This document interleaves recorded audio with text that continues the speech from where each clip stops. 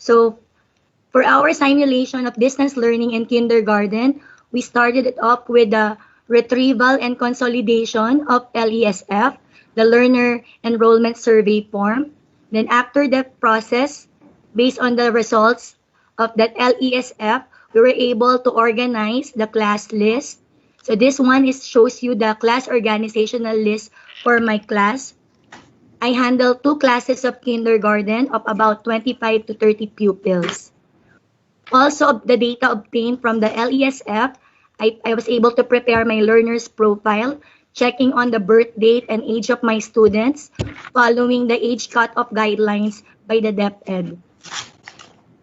From the learner's profile, I was able to identify one pupil in my class who has no smartphone or has no gadget to use for the Messenger app.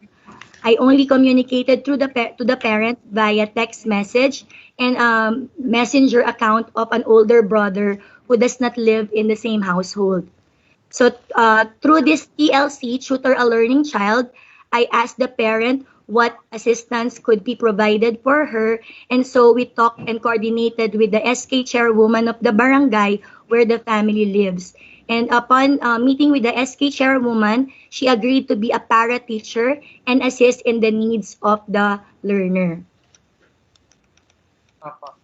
Yes. The next part of the process is on the preparation of the self-learning activity packets. So Project Kislap was launched in the division through the initiative of the kindergarten teachers, the district coordinator, EPS, principal kinder consultant. So with this Project Kislap, we were able to align the most essential learning competencies to the kindergarten teacher's guide to systematically harvest the learning activities from the KTG and develop this into materials for home learning activity and home learning enrichment activity. What are the key features of Project Kislap? We were able to design our Kinder Teachers Weekly Plan, the Kindergarten Learning Packets, the Kinder Parents Guide, and the Kinder Parents Checklist. So one by one, I'll show you the example po. So this one is the weekly plan of activities for week 1. It shows the most essential learning competencies alongside the activities for the day. Next is the kindergarten learning packets.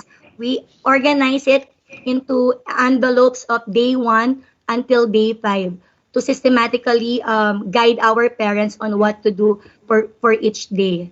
This one are the actual learning packets inside the envelopes.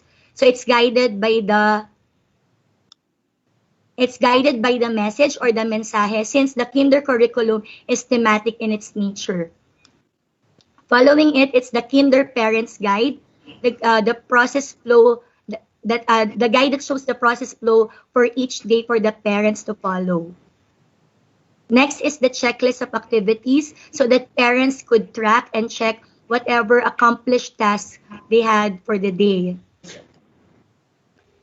And this one is the Nabo School in a Box that contains the activity packets, the Kinder Parents Guide, the Kinder Parents Checklist, the toys for our kinder pupils, one storybook, and other learning materials that are donated through the Brigada Eskwela campaign, the hygiene kit, and the expandable envelope that they will return to me after a week. And also the other specific learning materials for each week.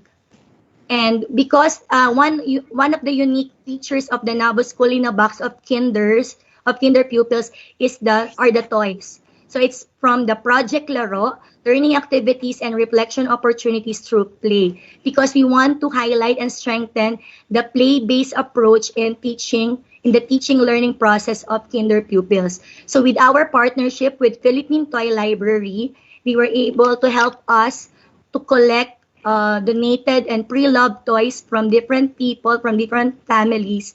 And all of these toys are put in the Nabo School in a Box. So from our Project Laro initiative of the division, the PTL was able to make their Project Laro at home, which will be helping also other schools that has the same format as ours so that they can also provide toys for them. So after that, the next process will be the preparation of the Nabo school box, disinfecting the toys. So these are just the first boxes that arrived from the PTL, and then printing and assembling of activity packets that are organized in the envelopes, organizing and disinfecting the Nabo school in a box, since it's the primary concern of the parents whether the material that are arriving to them are safe for their family. So there's a video of the preparation.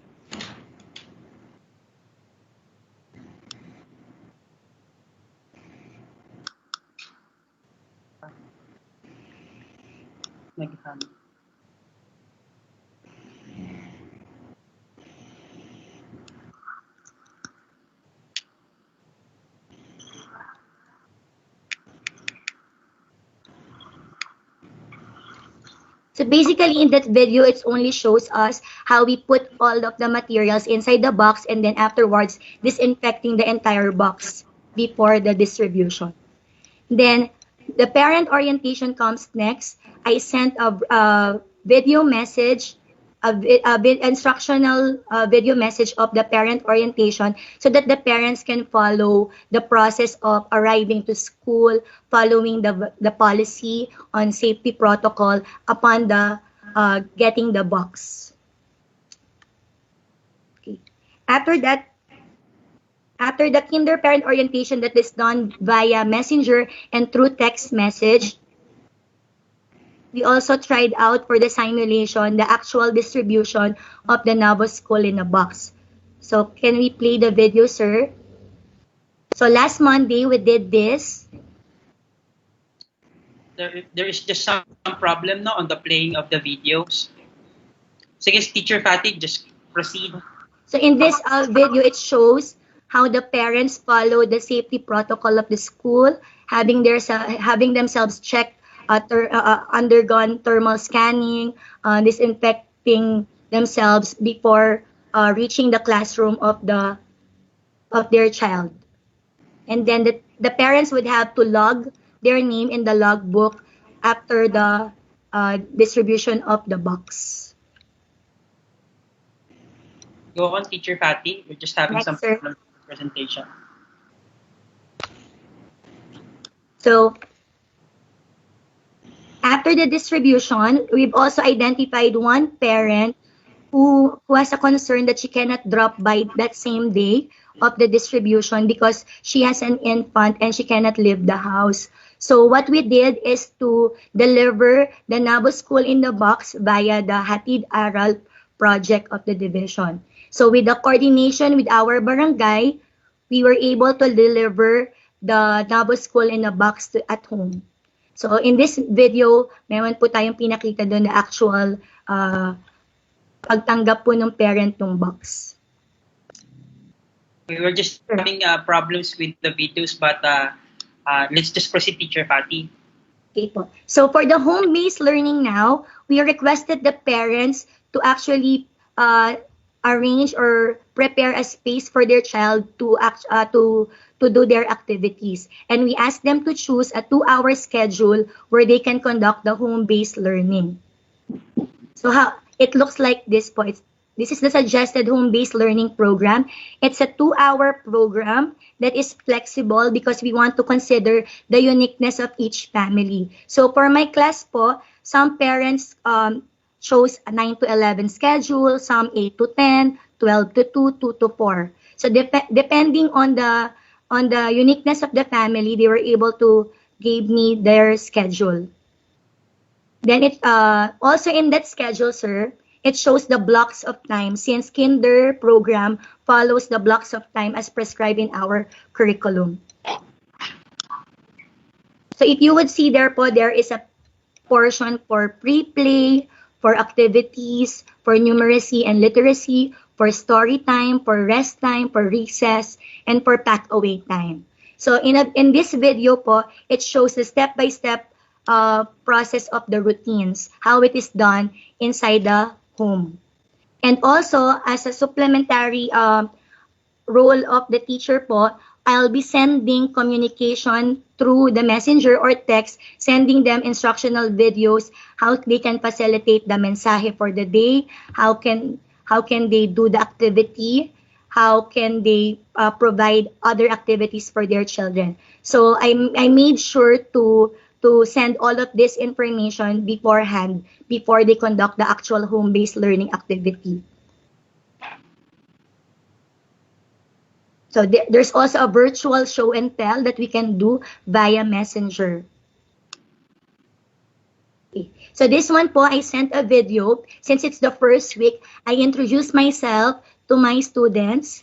And then after that video, the parents also sent in the videos of their children doing the same, introducing themselves to me. So this one, it's the pictures and videos sent by the parents of the day 1 and day 2 simulation where they did the actual activities in the learning packets. So you can see there how excited they were upon upon receiving the boxes. So ang sinabi ko po sa mga magulang, ipabukas na po yung mga box para makita na po nila yung mga gawain. And the parents all asked me na simulan na daw nila kasi excited na po yung mga bata, especially with the toys. And then there's one feedback from the parent po na sabi niya nga po na kapag 2 hours na daw po kagad sila and na-enjoy naman po nila yung process.